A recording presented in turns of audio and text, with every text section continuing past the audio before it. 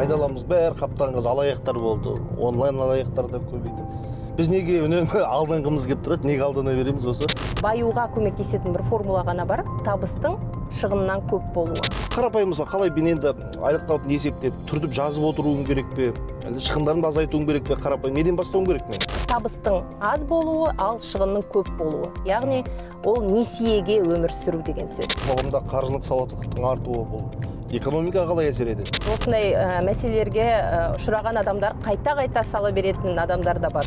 Пирамида десең енді әлді үміті бар ғой, ақша қайтама деген. 150 мың теңге айлық алып отырып, 130 мың теңге кредит төлейтіндерді көрдім, мен таң қалдым. Бәрін осылай. Бір жыл оқып несиемді жауып тастадым. Иә. Соншама не айтып қалдыңыз сонда?